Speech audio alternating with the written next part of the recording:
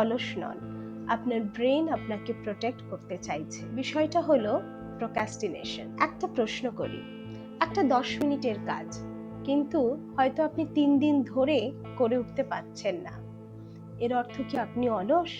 মোটেই না। তার বদলে আপনি হয়তো ঘর গুছিয়ে ফেলছেন, আপনি মোবাইল স্ক্রল করছেন ঘন্টার পর ঘন্টা, আপনি ফ্রিজ খুলে 3বার দেখে নিলেন কি আছে, অথচ কাজটা আপনি কিছুতেই শুরু করছেন না।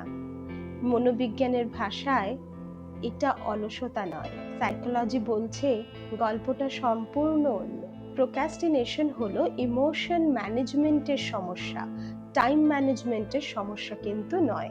যখন কোনো কাজ আপনাকে ভয় দেখায় বা অনিশ্চয়তা আসে বা ব্যর্থ হবার একটা ভেতর থেকে ভয় পান, তখন কি করি না আমরা সেটাকে দূরে সরিয়ে রাখার, মানে পরে করব বলে নিয়ে সেটাকে সরিয়ে দেওয়ার একটা প্রবণতা আমাদের মধ্যে লক্ষ্য করে। আমি যদি ব্যর্থ হই, এই ভয়ের থেকে আপনার ব্রেন আপনাকে বলে এখন থাক, পালাতে চায়। কিন্তু কাজ থেকে পালাচ্ছে না, সে কাজের সাথে জড়িয়ে থাকা যে অস্বস্তিটা, সেটার থেকে সে কিন্তু পালাতে চায়। মজার বিষয় কি বলুন তো, আপনার ব্রেন খুব ভালো মতনই জানে আজকে কাজটা কমপ্লিট না করলে কালকে আরো বেশি ডিফিকাল্ট হয়ে পড়বে, কিন্তু তবুও সে কাজটা করে না।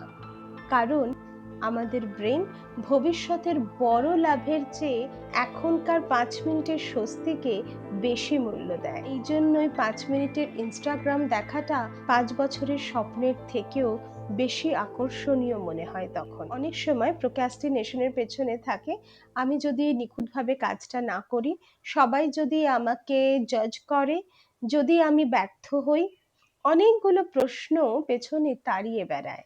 আর এই অস্বস্তির থেকেই আমরা কাজটাকে পিছিয়ে দিই, কিন্তু আসলে কাজটাকে পিছিয়ে দিচ্ছি না, আমরা নিজেকে পিছিয়ে দিচ্ছি। সাইকোলজি বলে অ্যাকশন ক্রিয়েটস মোটিভেশন। 5 মিনিটের জন্য শুরু করুন, নয়তো 2 মিনিটের জন্যই শুরু করুন। শুরু করলে পরে অ্যাকশনের থেকেই কিন্তু আপনি আপনার মোটিভেশন পেয়ে যাবেন।